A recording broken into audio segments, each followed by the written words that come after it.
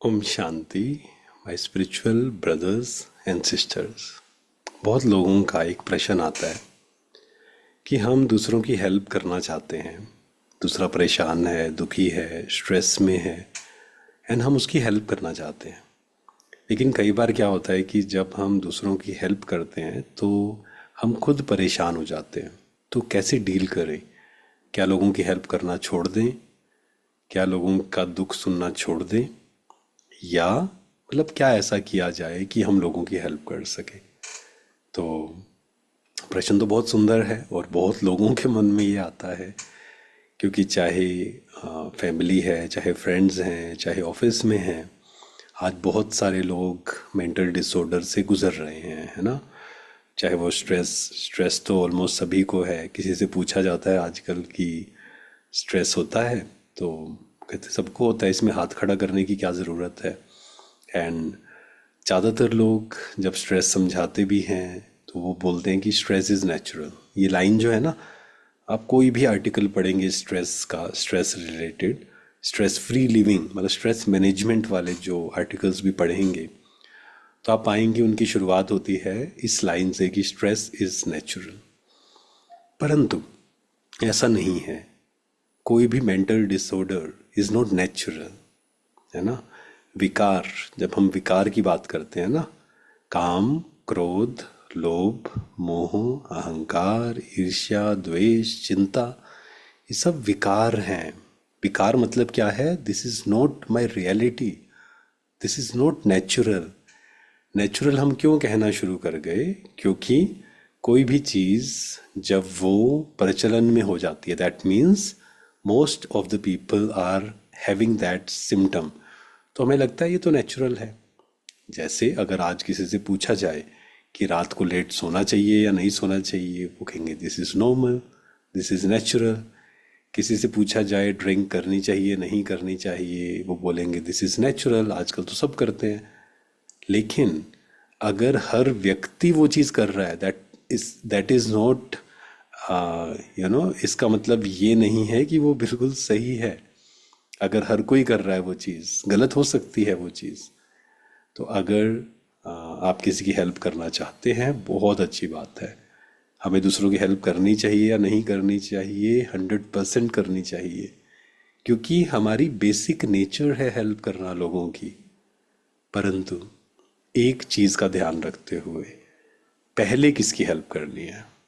दूसरों की हेल्प तो करनी ही है, लेकिन उससे पहले हेल्प करनी है खुद की, स्वयं की। अगर ये बैटरी चार्ज नहीं है, आप दूसरों की हेल्प नहीं कर सकते।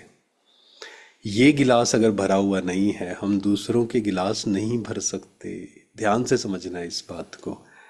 नहीं तो हम दूसरे की हेल्प करने जाते हैं, हम खुद ही दुखी हो जाते हैं।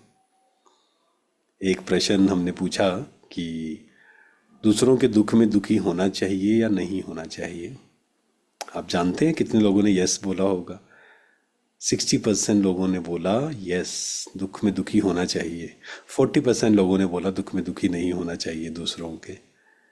बचपन से हमारे अंदर डाला जाता है कि अच्छा, किसी का दुख सुन के आप दुखी नहीं हुए, दैट मीन्स आपका दिल पत्थर का है ना, ऐसा कहा जाता है ना। लेकिन इसको थोड़ा ध्यान से समझें, शांति से, साक्षी होकर। कोई व्यक्ति आया, एग्जाम्पल से समझते हैं, कोई व्यक्ति आया, वो अपने दुख सुना रहा है सारे हमें। क्यों सुना रहा है? क्योंकि वो हेल्प चाहता है, मन को खाली करना चाहता है, प्लस हमसे कुछ हेल्प चाहता है। हम तो खुद दुखी होकर बैठ गए। दुखी व्यक्ति किसी की हेल्प नहीं कर सकता, इसको घर में लिख लें कहीं पर। दुखी व्यक्ति, परेशान व्यक्ति, उदास व्यक्ति, चिंतित व्यक्ति दूसरों की हेल्प नहीं कर सकता। कौन हेल्प कर सकता है? जिसका मन शांत है, जो पॉजिटिव है, जो खुश है, जो अपना ध्यान रखना जानता है, वही दूसरों का ध्यान रख सकता है। Very simple. कोई अपना ध्यान रखना जानता है, वही दूसरों का ध्यान रख सकता है। एयरप्लेन में हम गए होंगे तो वहाँ पर क्या कहा जाता है कि जब ऑक्सीजन का प्रेशर कम होगा तो मास्क आएंगे। सबसे पहले मास्क दूसरे को लगाना है, आपका बच्चा बैठा है उसको लगाना है, पहले खुद को लगाना है। क्यों? This is not selfish. कोई कहेगा ये तो सेल्फिश है। स्विमिंग भी कोई जाता है तो वो कहते हैं कि किसी को बचाने से पहले आपको खुद को स्विमिंग अच्छे से आनी चाहिए। अगर आपको अच्छे से स्विमिंग नहीं आती है, दूसरों की हेल्प मत करिए, किसी ऐसे व्यक्ति को बुलाइए जिसको अच्छे से स्विमिंग आती है। नहीं तो क्या होगा, खुद भी डूबेंगे, सामने वाले को भी डुबा देंगे। खुद की हेल्प करना, खुद की हेल्प करने का मतलब क्या है? टेंशन फ्री रहना, निश्चिंत रहना, खुशी को एक्सपीरियंस करना, हर्ट नहीं होना, है ना। ये बैटरी अगर डिस्चार्ज है, अगर मैं शांत हूँ, अगर मैं पॉजिटिव हूँ, अगर मैं प्योर हूँ, अगर मैं खुश हूँ, then only I can help others. तभी तो हम दूसरों की हेल्प कर सकते हैं। तो अपना ध्यान रखना बहुत ज़रूरी है, बाउंड्रीज को सेट करना। किसी की हेल्प कर रहे हैं, मान लीजिए घर में, ऑफिस में, चाहे वो फिजिकली प्रेजेंट है व्यक्ति या फ़ोन पे आप उससे बात कर रहे हैं, अपने टाइम को सेट करिए।